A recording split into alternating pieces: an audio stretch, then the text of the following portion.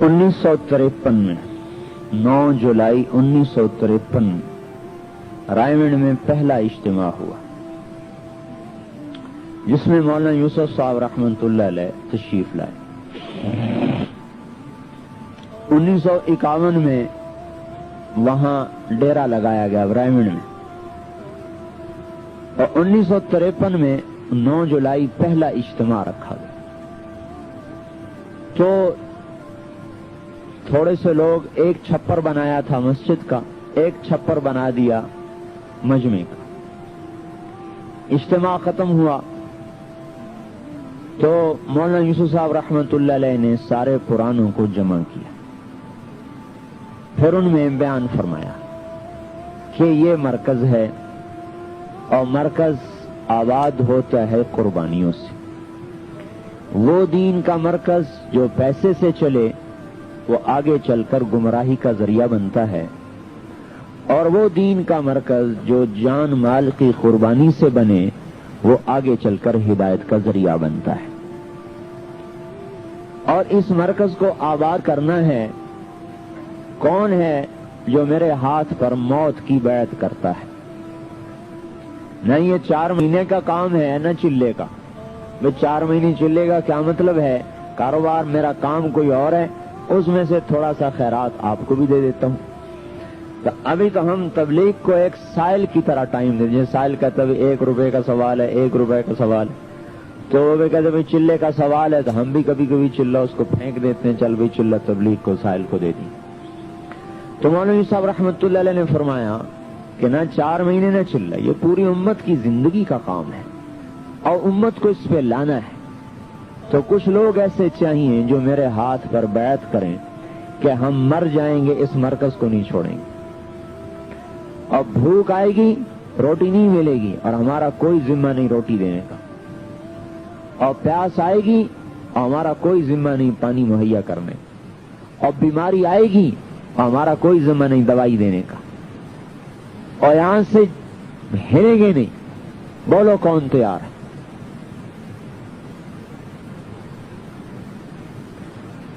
इतनी बड़ी तश्कील। तो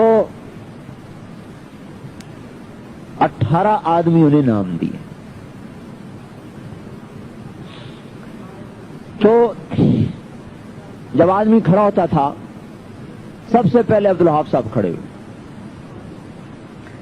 जब आदमी खड़ा होता था तो उसको सामने बुलाते कि देखो भूख आएगी बर्दाश्त करनी होगी, प्यास आएगी सहनी पड़ेगी, बीमारी आएगी दवाई कोई नहीं होगी, और यहां से भागना नहीं होगा, चाहे मौत आ जाए यहीं पड़ना होगा। तैयार हो? कहता जी तैयार हूं। उसे मजमे से बाहर निकाल लेते। मुश्ताक साहब एक हमारे बुजुर्ग हैं, वो फरमाने लगे मैं भी उस बयान में था। तो मियां जी मेहराब मुझे तरगीब देने लगे कि तू भी नाम लिखा। तो मौलाना साहब रहमतुल्लाह अलैह ने डांट दिया कि कोई किसी को तरगीब न दे, जिसने खड़ा होना है खुद अपने इरादे से खड़ा हो। कल को यहां भूख आएगी और बीमारी आएगी, फिर ये तुम्हें कोसेगा कि मुझे फंसा दिया। जिसने खड़ा होना है अपनी हिम्मत और फैसले पर खड़ा। तो उन 18 आदमियों से बैत ली कि यहां से नहीं हिलना चाहे मौत आ जाए। तो उन सब ने यह फैसला किया कि यहां से नहीं हिलेंगे चाहे मौत आ जाए। और मुझे हाफिज सुलेमान साहब ने सुनाया कि 3-3 दिन की भूख आम चीज थी, और बाज़ औक़ात ऐसा होता था कि सख्त भूख लगी हुई और अल्लाह ने रोटी भेज दी और हम खुश हो गए, अल्लाह तेरा शुक्र है खाना आ गया। ऊपर से कोई मेहमान आ गए तो मियां जी अब्दुल्ला रहमतुल्लाह अलैह मौलाना साहब के खादिम थे, हमारे सामने से रोटी उठा लेते और उस मेहमानों को खिला देते और हम फिर भूखे के भूखे रह जाते।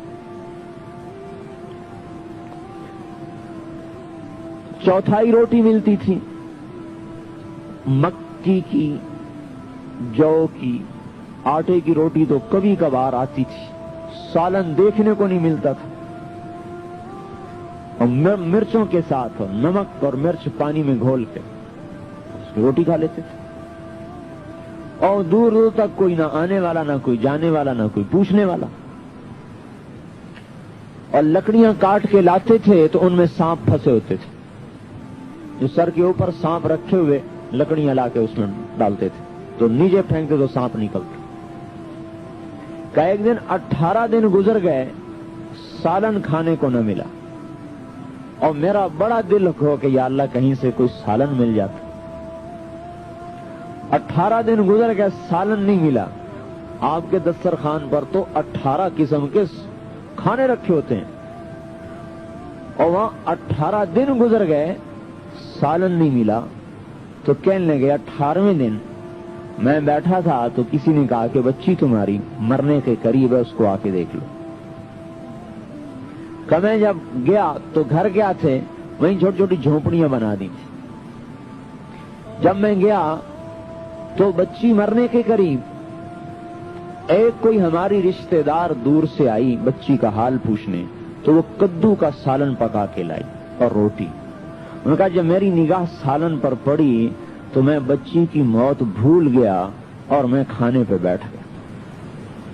کہا وہ عورت کہنے لگی کیسا ظالم باپ ہے کہ بچی مر رہی ہے اور اس کو روٹی کی پڑی ہے، اور اس بیچاری کو کیا پتا تھا کہ آج 18واں دن گزر چکا ہے اور مجھے کھانے کو نہیں ملا سالن. اور اوپر سے میاں جی عبداللہ رحمت اللہ علیہ فرماتے لوٹ لو بھوک کے مزے لوٹ لو، پھر اس مرکز میں کبھی فاقہ نہیں آئے گا.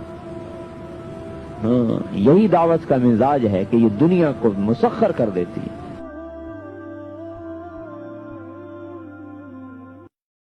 Excuse me.